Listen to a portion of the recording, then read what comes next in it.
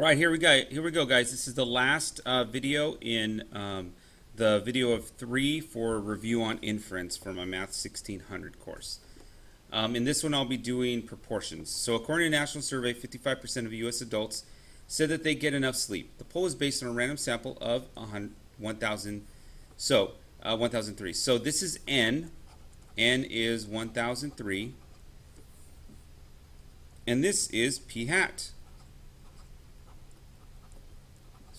0.55. So if P hat is 0.55, what is Q hat? Well, Q hat is 1 minus P hat. So sometimes you see it like that. So that's going to be 0.45 because they got to add up to 1. All right?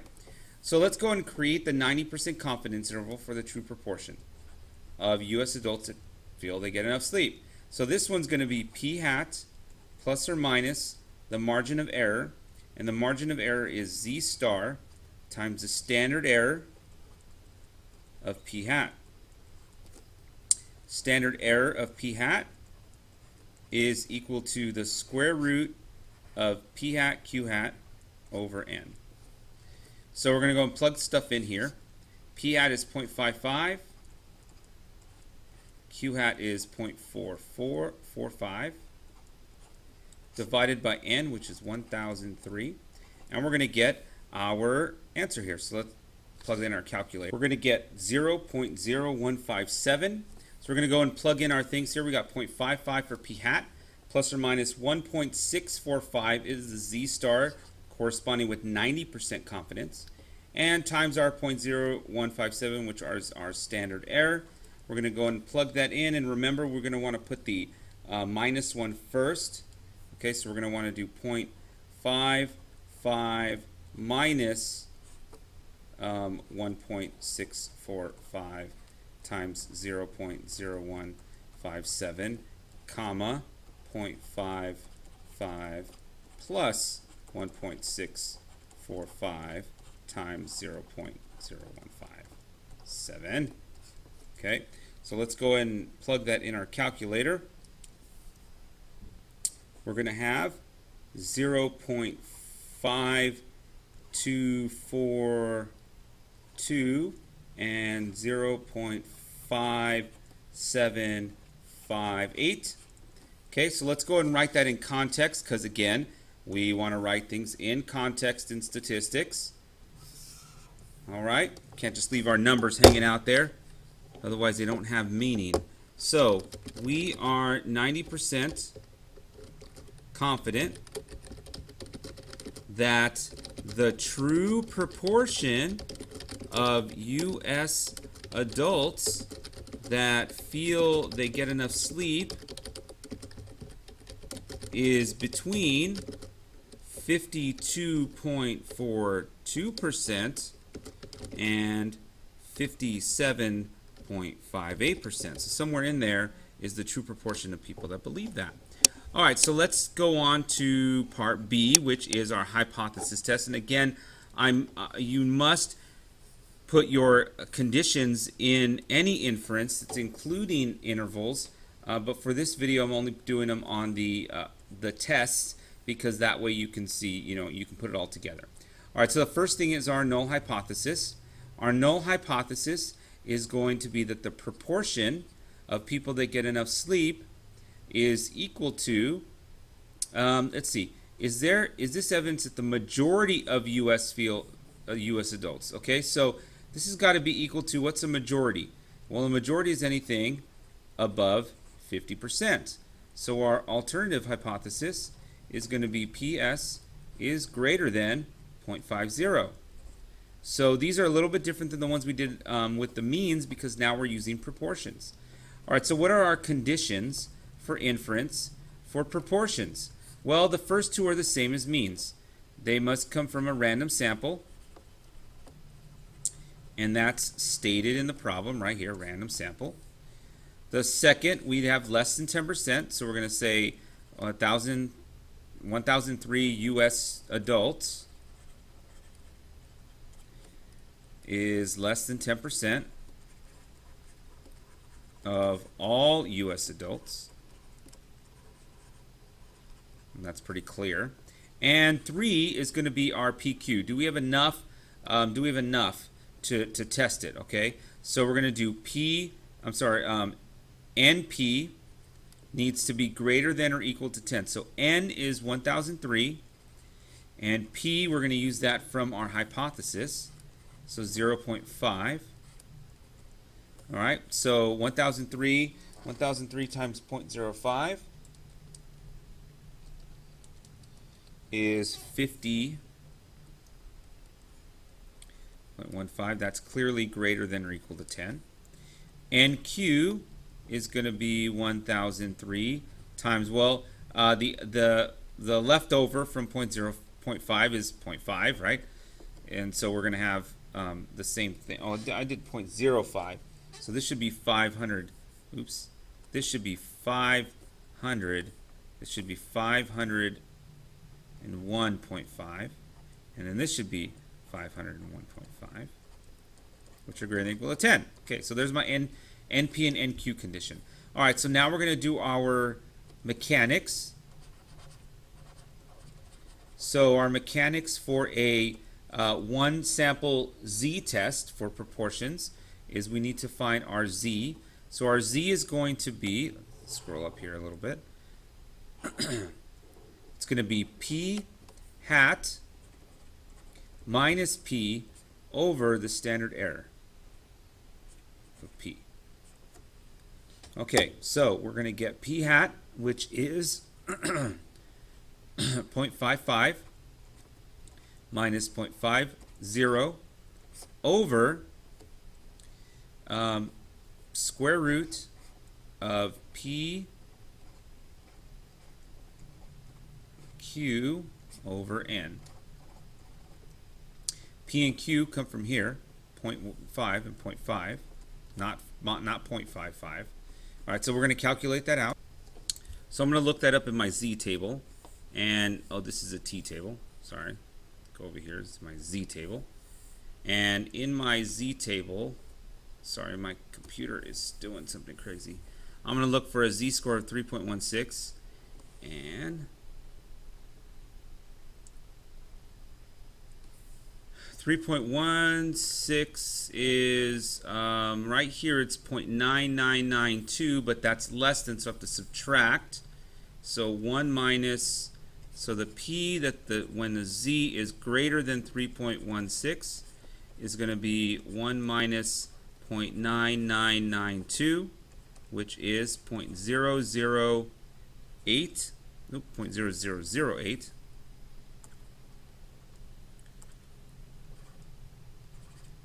Okay, so this is definitely less than any alpha level that I can come up with. In this case, this alpha level is going to be 0.05, and I get that from a 90% confidence and a one-tailed test. And it's one-tailed because I'm looking at only shading one side.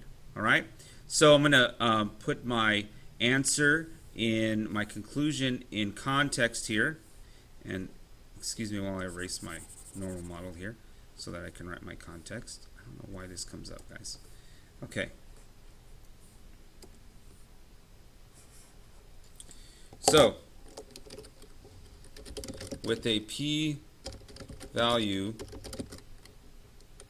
much lower than the alpha level, there is sufficient evidence that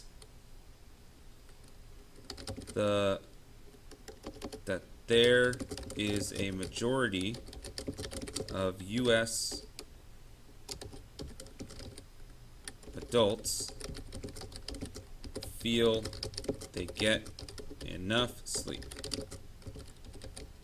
Right? Okay, so that would be our conclusion. Okay, so let's go on to the next problem, and then this will be our last one. All right, so this one is a difference of proportions. And in a difference of proportions, we're going to want to first find the proportion of men. That's 88 out of 150. That's P hat. And Q hat will be 1 minus that. And then the proportion of women, PW hat, It's going to be 130 out of 200, which is 0.65, and 1 minus that is 0.35. Okay, so the confidence interval is going to be p hat m minus p hat w plus or minus z star times the standard error, which is p hat m q hat m over n m plus p hat w or pw hat q w hat over nm. So we're just adding the two. All right, so I'm going to go and plug those in, and then I'm going to go and give you the numbers and then put in the conclusion. Okay, so we're going to have 0.5867 minus 0.65 plus or minus 1.96, because we're talking about 95% confidence, square root of 0.5867 times 0.4133 all over 150 plus 0.65 times 0.35 all over 200. I'm going to go ahead and calculate that out.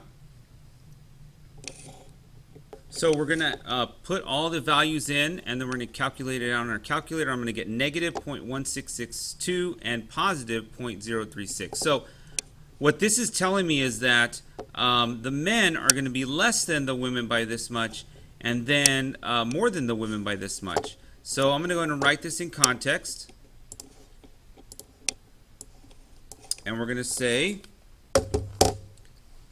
we are 95% confident that the true proportion of men who exercise regularly is between 16.62% lower and 3.96% higher than women. Of women who exercise regularly.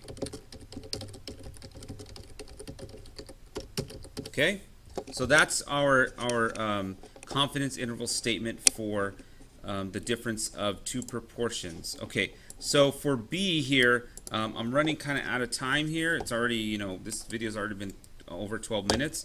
So I'm just going to quickly run through, is there enough evidence? First of all, we can see already that 0 is within our confidence interval, so we're not going to have enough evidence. But let's write out first the null hypothesis, which is that PW, P men, the proportion of men minus the proportion of women is equal to 0. That's always going to be our null. Our alternative is that the proportion of men minus the proportion of women. Okay, so first of all, what do we want? Is there enough evidence that women exercise more? So women exercise more would be that P of men is less than P of women, right? Women exercise more, so the difference here is going to be less than 0. Okay, so we're going to do all of our hypothesis tests out, and I'm going to go and show all the work here that we do, and then try to explain it as quick as I can, okay? All right, y'all, here's the work in the hypothesis test for this, for the two proportion one. So here are my hypothesis, which I went over in just a minute ago. Here are my conditions. So I need to do NP and NQ for both my male and my men and women. And then my mechanics, my Z is going to be P hat minus P hat, and I got that from up here from my confidence interval. And the standard error. Now, some books will tell you that we need to what we call pool these, but I'm just going to, for speedy's sake, I'm just not, there's pretty big numbers here, so we're not going to pool them. We're just going to use our standard error from up here. So our number that we got up here, we're going to put down here, which is 0.05248. Divide it, get my Z-score. So my probability that my Z is less than negative 1.206 is 0.1139. Now I use this, I did this by calculator, but you can use the Z-table. That's less than 0.05. So since our p-value is larger than the alpha level, there's not enough evidence to suggest that women who exercise more than % of men who exercise. Okay, that's it for me. Sorry guys, it was so fast at the end. Bye-bye. Talk to you later.